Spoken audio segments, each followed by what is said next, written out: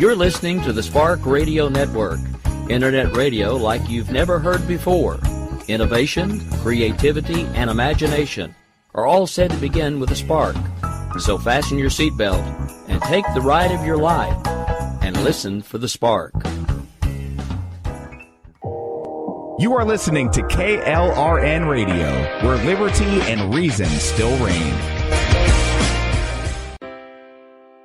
Most writers and radio show hosts know that to connect with your fans, you need to do more than just write books or record the latest podcasts. There are many different elements that go into forming an online platform, but there are also many hidden traps. To make matters worse, solid advice on how to survive the muddy waters is scarce. In the book Hidden Traps, I talk about some of the important issues of working with an online platform, highlighting traps that could put your physical or internet security at risk or be harmful to your reputation. Are your social media posts just links with a few disjointed words, making you look like someone who can't complete a sentence? Did your new website cost you more than you anticipated? Are you leaking your personal contact details across the web without even knowing it? Then you need Hidden Traps. Hidden Traps is now available in paperback and ebook from a variety of retailers, including Amazon, Barnes & Noble, and Kobo. Visit blackwolfpublications.com for more details.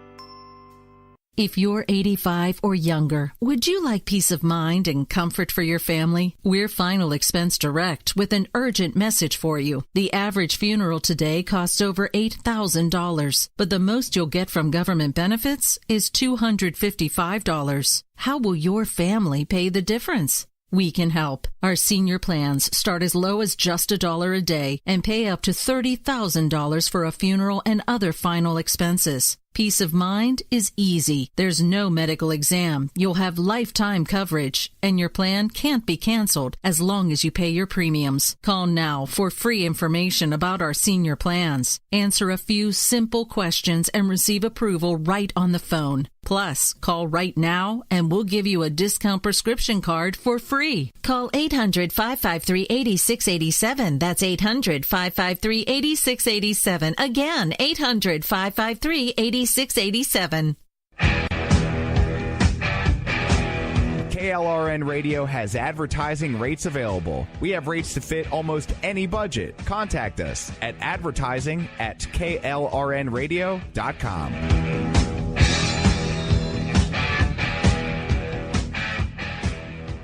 Attention business owners and independent contractors. This is a money-saving message from Tax Mediation Services. If your business owes $20,000 or more in taxes, we can help you today, right now. Listen, dealing with the IRS is no picnic. It's an intimidating and extremely stressful process, and you don't want to go it alone. Our attorneys know every law, every tax break, and every possible opportunity to help you resolve and reduce your tax debt. And if you owe more than $20,000, you may be at the top of their hit list. So don't take your tax debt lightly, because it will not go away on its own. The IRS can seize your bank accounts, your home, and even shut down your business. Call our tax experts today at 1-800-783-0810 and let us deal with the IRS while you focus on your business. That's 1-800-783-0810. Again, that's 800-783-0810. My son was in the Army back during Desert Storm,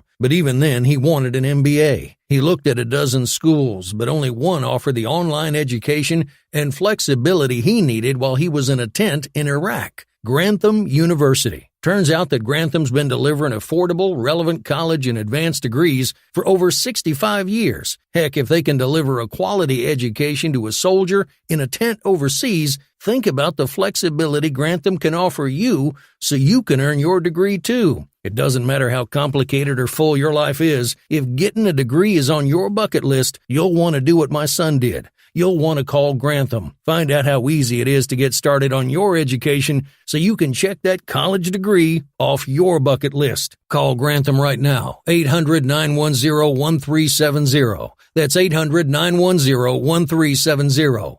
Flexible, affordable, relevant. Call 800-910-1370. Sometimes writers feel lost, unsure why a passage may not be working. It takes another set of eyes to help us nurture our writing into full maturity. At Black Wolf Editorial Services, we strive to enable writers to develop and grow, offering manuscript critiques and line edits through a mentoring editorial style. We also offer assistance on generating a writer's bio for your websites. Black Wolf Editorial Services, nurturing your writing into maturity. For a full list of services, visit blackwolfeditorial.com. You're listening to the Spark Radio Network, internet radio like you've never heard before. Innovation, creativity, and imagination are all said to begin with a spark. So fasten your seatbelt and take the ride of your life and listen for the spark. You are listening to KLRN Radio, where liberty and reason still reign.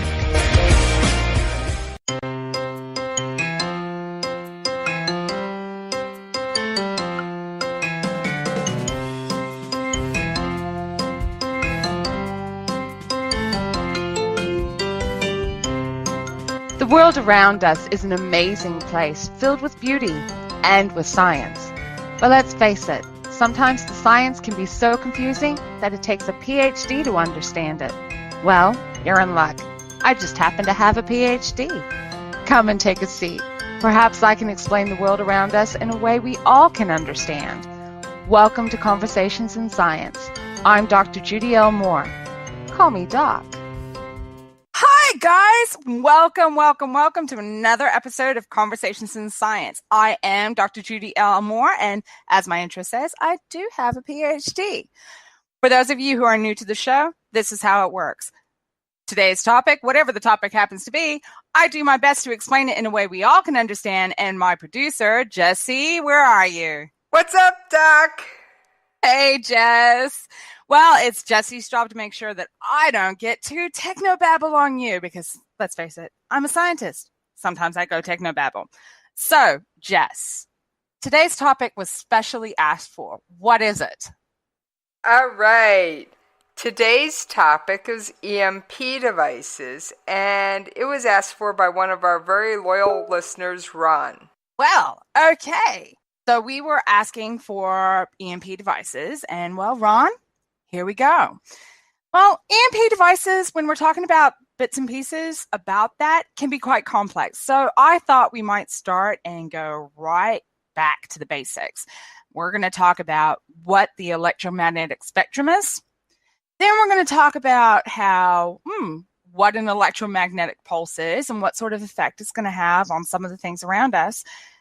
And then I thought I might point out some of the naturally occurring electromagnetic pulse devices that are out there and some of the man-made ones that we are surrounded by every day. And yes, folks, we have EMP devices sitting in our driveways. What? Wait a minute. I do not have a bomb in my driveway. No, you don't have a bomb, but you do have a device that will generate an electromagnetic pulse, which is what EMP stands for. So let's get to this. Okay. Now you got me confused, Doc. And I know. I love doing that. I love confusing her. It's great. All right. So let's start right back at the beginning. The electromagnetic spectrum. Well, that includes various different forms of energy that go from the microwaves and radio waves right through to visual light and infrared and ultraviolet. And you keep going on and you actually get X-rays and gamma rays. Gamma! That's what made gamma rays. Isn't that what supposedly made the Incredible Hulk the Incredible Hulk? Yeah, it did. Me green man. Me big. Me big. Me smash stuff. Yeah. Gamma waves. Yeah. That was it. So it's a huge spectrum that we're associated with. But basically, anything that has an electrical circuit or creates energy around it of some description will actually be surrounded by an electromagnetic field. Even humans. What? Yeah, we've talked about this before, and I can't remember which episode it was in, but the human body will actually emit infrared light. Yeah, we did talk about this. Now, I'm just like you on that. I don't remember what episode. But it was there somewhere. It was there. And, well, infrared sources is an electromagnetic source. It's part of the spectrum. Okay, so we've got those electromagnetic fields around us everywhere. But that doesn't mean that we are ourselves going to, blow things up. No, that's not going to happen. But what makes an electromagnetic pulse is anything that is a sudden burst of energy, generally in the form of electricity, that goes between 2 points instantaneously. I jokingly call my daughter an electrifying personality because sometimes she and I will touch and there'll be like this spark that goes between our skin. Well, that's actually an electromagnetic pulse. Just like when I rub a balloon on my sweater and use it to make my nephew's hair stand on end?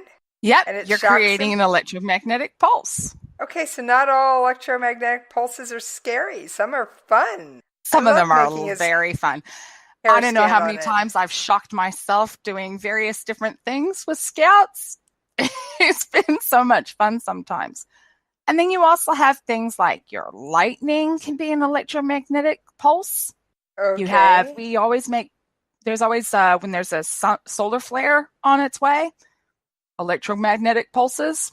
And then, of course, you and I have had communications and you've gone through and put something in the microwave because we'll be talking about what we're going to talk about for the next month. And our Wi-Fi gets disrupted. Yeah, that's happened. Usually I'm zapping lunch or dinner.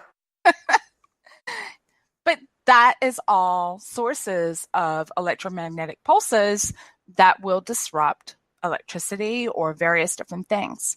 So they're not all scary. Not all scary at all. But as soon as I get away from that microwave, our connection clears right up. Exactly. That's exactly it. So they're not all permanent sources either. Okay, now I said we all have electromagnetic pulse devices sitting in our driveways. The starter engine or the starter motor for your car. Okay. For your gas engine ignition. That is an electromagnetic pulse device. All right, wait a minute. So you mean when I go out my front door, get up in my car, and start my car, I am creating an EMP field? Yep. Or am I creating an EMP pulse? You're creating an EMP pulse. Okay. And it's instantaneous. It's short duration, which is why it's a pulse.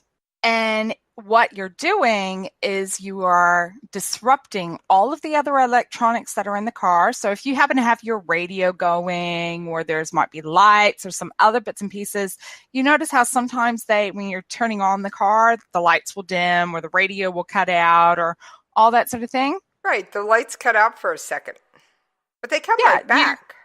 You've disrupted the electrical fields elsewhere in the vehicle. So you have enough energy to create that spark that's needed to ignite your petrol. Okay. And for those of you who aren't used to UK, petrol and gas, gotta love Doc and her British slang. It's also a Kiwi term. Petrol, gas, same song, second verse, you guys. Don't email me about it. Oh, did I do that again? No! Oops! I try really hard. I'm sorry. I do try. That's okay. They can cope. Doc. I just wanted to mention it. So we all have, in our everyday lives, electromagnetic pulse devices. It's a bit scary. Well, it's not scary. It's a bit enlightening. And, okay, let's take the scary out of it. It's good, isn't it? Yeah, I love my microwave. And, well, goodness knows, who doesn't use a car in this day and age?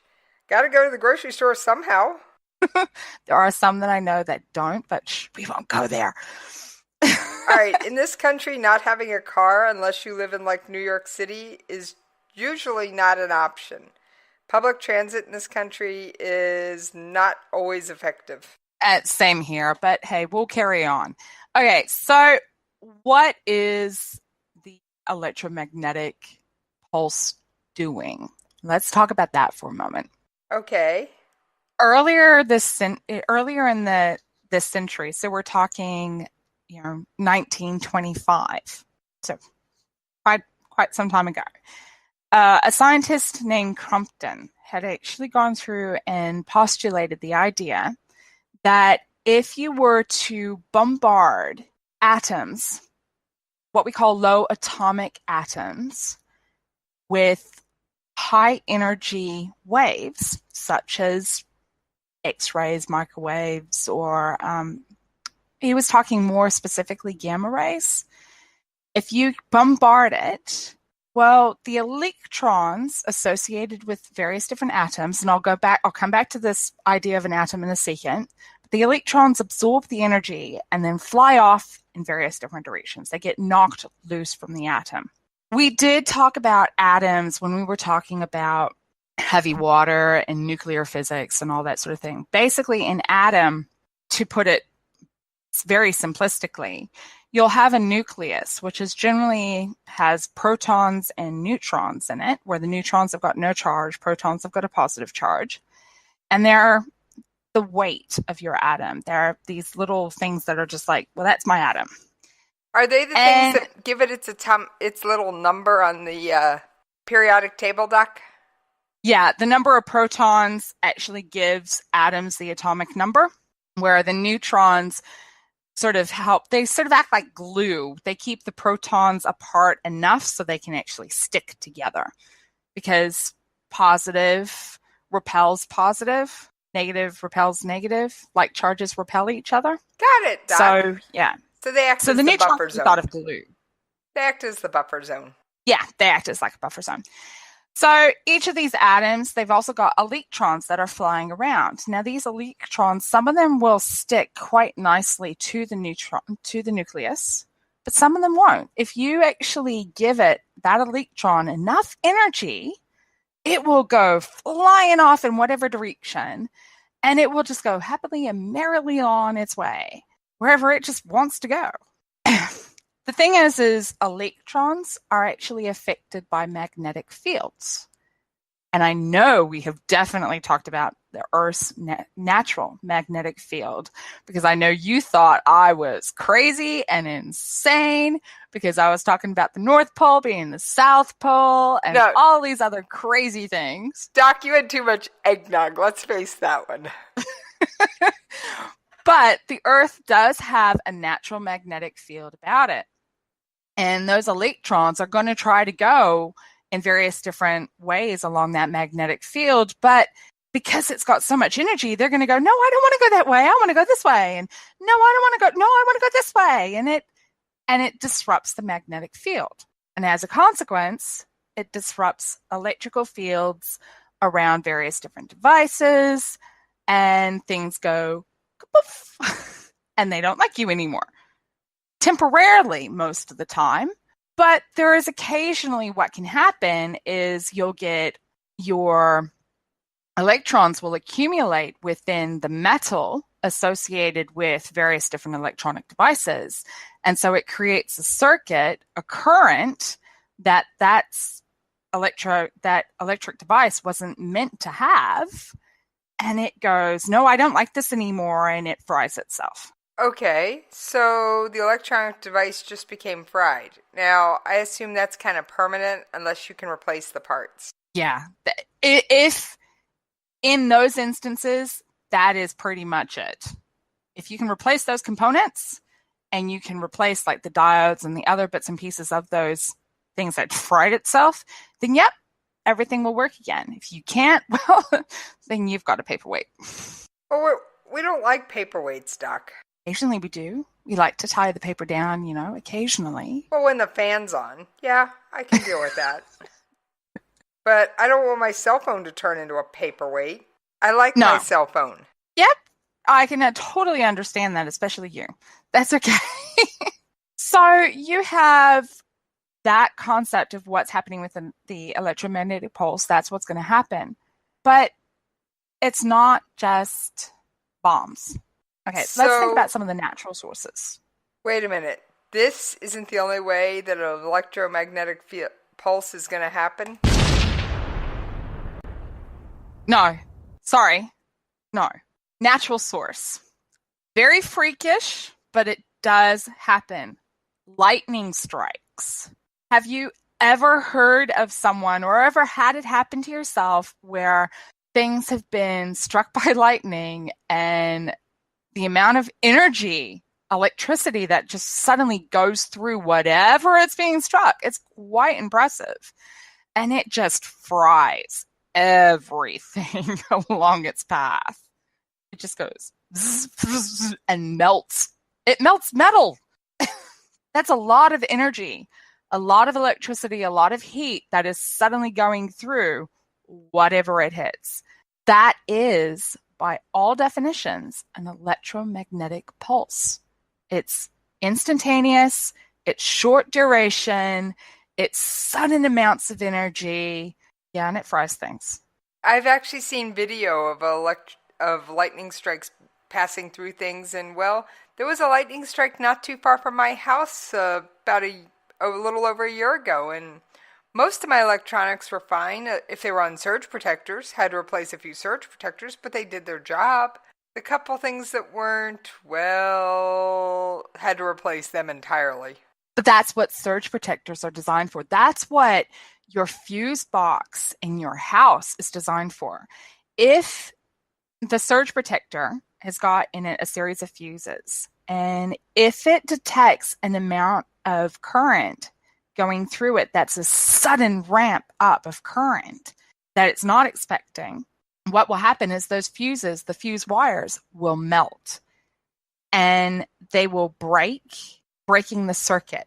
So electricity will no longer be able to flow through it because it's now trying to go through air and it doesn't like that. But that's what they're designed to do. That's what the circuit breaker is totally designed to do. A sudden surge of power and it goes poof to protect everything else in the house. You put the surge protectors on your various different appliances. Again, that's what it's designed to do. It's to stop that sudden surge of electricity flowing through the circuit to protect whatever the device is. Okay. Yeah, I think I'm with you so far.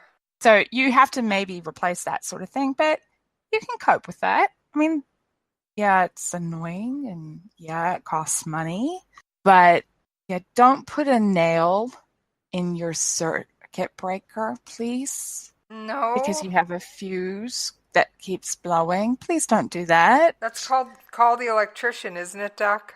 Yeah.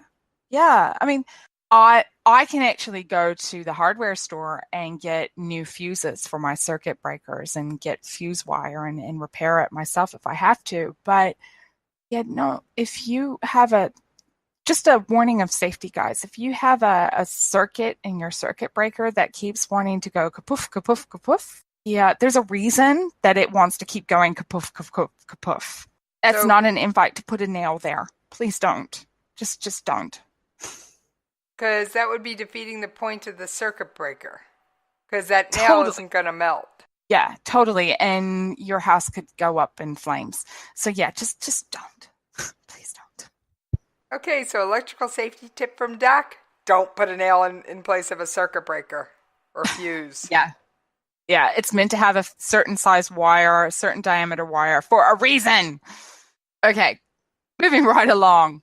Other sources of natural electromagnetic pulses, meteors. Okay, wait a minute, Doc. You mean those shooting stars? Yep. In fact, that's why you see the light coming through them. It's basically it's reacting to the atmosphere, and you'll see that trail of light as a consequence. And that is, remember I said right early on that light was part of your electromagnetic spectrum. Well, that pulse of light, it's an electromagnetic pulse. But you will actually sometimes get, especially on the larger meteorites, you will actually sometimes get an actual gamma ray or some other type of other section of spectrum that will create electrical disruptions. And there's always been, I think I've seen it several times in movies where they talk about some meteor coming down and it's going to crash land and they're listening to the radio and then the radio goes all staticky. That's the effect of the electromagnetic pulse as that meteor is flying overhead. Is science fiction taking license with that, or could that really happen?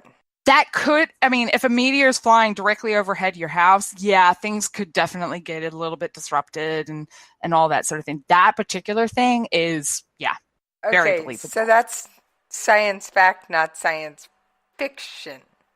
Yeah, that one's science fact, but will it go to the extreme that they take it? Possibly not. That can be a bit more extreme.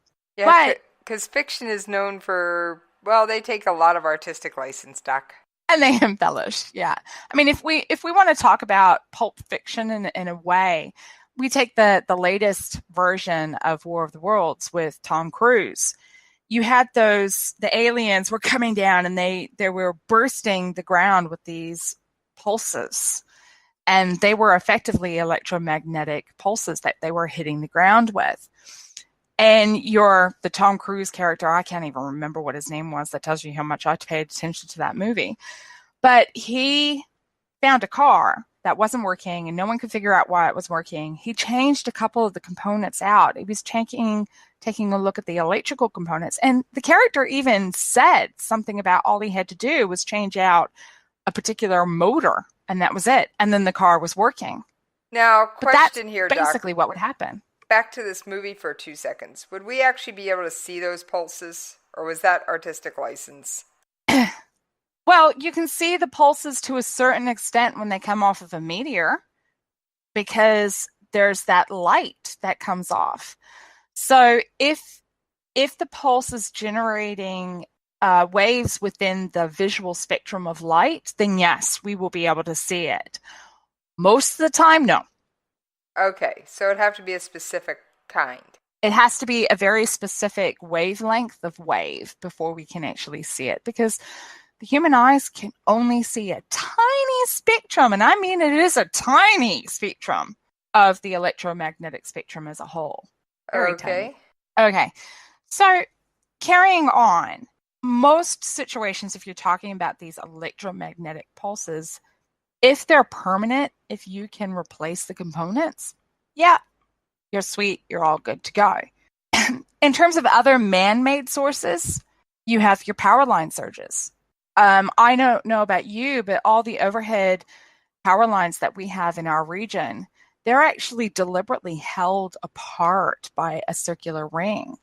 So when the winds blow them, they don't sort of push together and create a spark, which would be an electromagnetic pulse.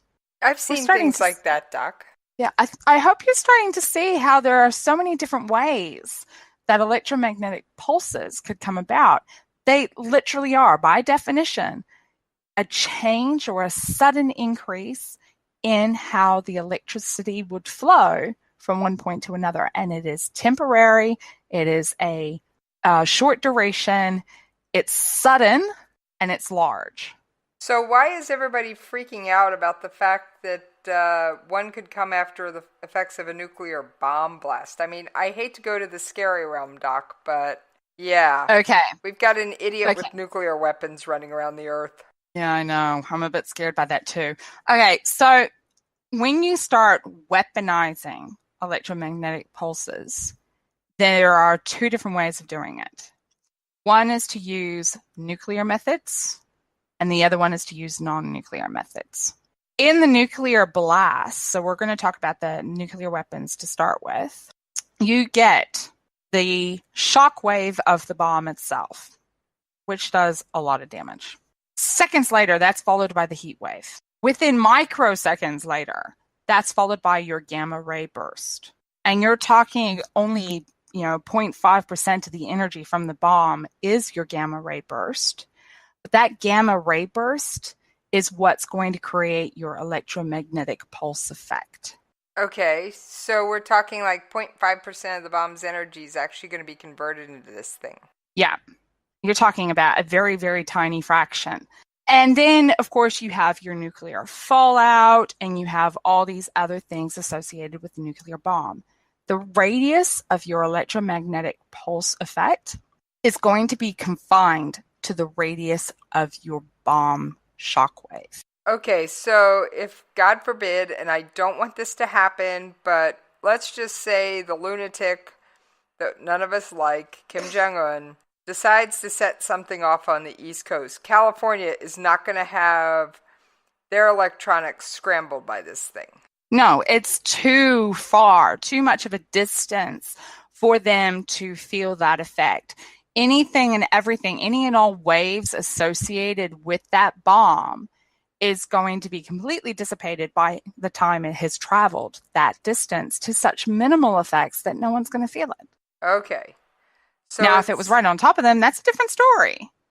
No, I said it happened on the East Coast. Okay. Where there is a little bit of confusion about how much effect an EM pulse from a nuclear bomb or any other bomb would have is, where is that bomb detonated itself? Is it detonated on the ground? Is it detonated underground? Is it detonated underwater? Is it detonated in the atmosphere? Is it detonated in space? Okay. All of these things have an effect onto how much of an effect the EM pulse will have. So, well, I don't recall hearing anything about an EMP pulse going up when North Korea did their last nuclear test, not to take this show into political but current events type range, because they did it underground. So I'm assuming the Earth was an insulator there. That's exactly it. Basically, the waves that come off of these bombs are spherical. They go out in a spherical way. And the energy has to travel through whatever medium they encounter. So if they're underground, all of that energy that's being dissipated has to move all of that earth for it to move, for the various different waves to keep going on. And the earth will act a bit as an insulator. It's a very good insulator for electricity, as a matter of fact. Remember, we're talking about EMPs. So gamma rays, it goes through and disrupts the electrons associated with these atoms, and the electrons go flying off in different directions. Those are electrical. They're all associated with electrical fields. So if they're going through an insulator, well, it's going to stop those electrons from moving far enough. So they're not going to travel very well. So that's Water is an insulator to a certain extent. Very limited, though. But that's why no planes fell out of the sky when North Korea did it, because they did it underground. Because they did it underground. And then, but if you're talking about something that's on the surface of the earth, well, you're still going to get an EMP field, but you're not going to get as strong as an EMP field because, remember, they're spherical. And a large amount of that sphere is going to go straight into the ground rather than above it. The dangerous ones are the ones that are in the atmosphere, especially upper atmosphere, because the atmosphere is so thin, there's not much air, and there's not much there to stop the electrons from going every which direction and go, wee, wee, wee, I want to go that way, I want to go that way, I want to go that way. There's not much there to stop them and attenuate them. And as a consequence, that EMP field is going to have a greater effect than something near the ground. But dare I say it, if it's coming from a nuclear bomb, EMP field is going to be the least of your worries. It's going to be the radiation fallout that I'm going to be more scared about. Thank you. Well, if it's on the other side of the globe, by the time it gets to you, it'll be very much dissipated. Yeah, but that's still radiation fallout. Yeah, I'm not going to like that. Nobody likes that stuff, Doc. I mean, hey, we don't want to glow in the dark. No, definitely not. No, thank you. I'll pass. I mean, I love my glow stick. I don't want to look like one. Okay, so let's move it away from nuclear. Non-nuclear EMP devices. They do exist. We do have them. And the U.S. military has been experimenting with them since the 1950s. That long, Doc? So this ain't new. This is definitely not new. And this, by the way, is how we know about EMP shielding. This is why we have EMP shielding on a lot of our devices nowadays, because scientists have been experimenting with electromagnetic pulse devices, non-nuclear, electromagnetic pulse devices since the 1950s. So we know the effects that it's going to have and how to potentially negate them. Okay, so we're not totally sitting ducks waiting for stuff to happen. A lot of things are shielded. A lot of things are shielded now. Yeah. There will be some things that aren't because they can't be.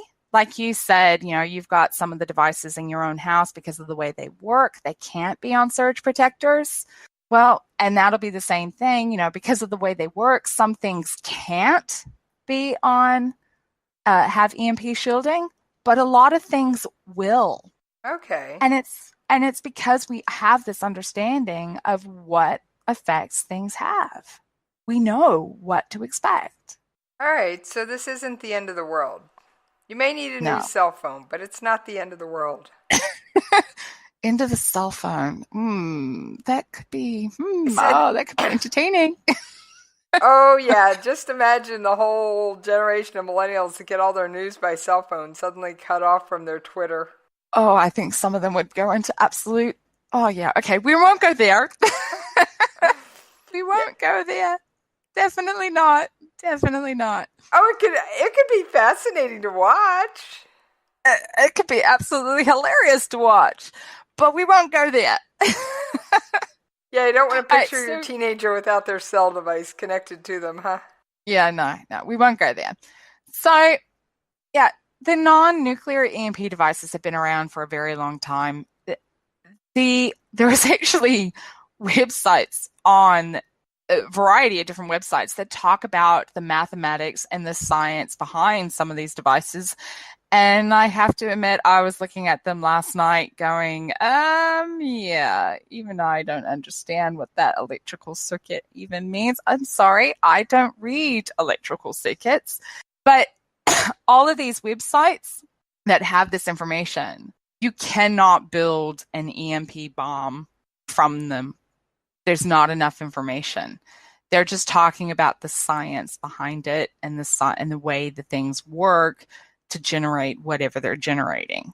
They're always so missing. You didn't find a how-to manual when you were out there last night, but I'm sure, guys, no emails. I'm sure there's one out there. There's one out there for everything these days, but we're not putting one out. No, we're not going to. And I'm sorry, the electrical circuit designs and all that sort of thing means, yeah, I'm not going there. I'm not going to even link them to you. I'm sure if you really want to, you could find it, but no. But this information, there's not enough detail within the papers, within the articles that are there to actually generate and come up with your own. I am sure there are people out there that are smart enough to figure it out, but hopefully they're smart enough not to even try to use it. Probably a fast way to get the Secret Service at your door, among others. Yeah, we just don't want to go there. So, warning, guys, warning. But it is an interesting concept to understand that we've been looking at this since the 1950s. Shielding exists because of it. Okay. Everything's okay. We'll be fine. We'll just laugh our heads off as certain people get cut off from social media. That's all. Okay, so it will be a disaster for a while, but it can be fixed and recovered from. Yeah, it definitely can. The more simplistic the circuitry, the easier to fix things it will be. Dare I say it? Those fans of ham radios, the old style dialing radios, you guys have got it sweet. You're going to have so much fun because you're going to be able to talk to so many people much earlier than everyone else. Okay. Well, so basically people want to try and have something nice and simple on hand. Learn to be a ham operator. Yep. That sounds like an idea to me. All right. Okay, Jess, have any questions? Is there anything I didn't cover? Doc, I'm taking a look here. I think we're about done. I mean, I really have to say, guess what? I can't think of anything else. Wow. Yeah, I'm a bit stumped as well. So, yeah, we're surrounded by EMP pulse devices. Our car has one, and that's the way it works, guys. We understand what the pulses do to electronics, which is why we have EMP shielding with a lot of our stuff nowadays. Yeah, don't panic. Honestly, just please don't. There are things that are much scarier than being without your cell phone. Well, thanks, Doc. I think I now understand EMPs. Well, and thanks to Ron, of our faithful listeners, to actually suggesting the idea. If any of you have any other ideas, do please let us know. Well, that brings us to an end of another Conversations in Science. If you have any questions about science and about some of the world around us, feel free to drop me a line. I'm on Twitter, and you can find me at Judy L. Mohr, or you can look me up on Facebook, Judy L. Mohr, or you can drop me a line on my personal website, judylmohr.com. I think you're seeing the pattern here. Then, of course, if you are interested in some of the other projects I do, which is the writing and editing, feel free to check me out on blackwolfeditorial.com. But then, of course, don't forget, if you are wanting more information about the science, you can also contact us at the station with the email of science@klrnradio.com. Then, of course, there's my cohort that keeps going through and popping up. You mean me, Doc? Well, for anybody who wants to track me down, you can find me on Twitter at Jessie's POV. And you can also drop me a line at the station at Jessie's POV at klrnradio.com. Bye, guys. Bye.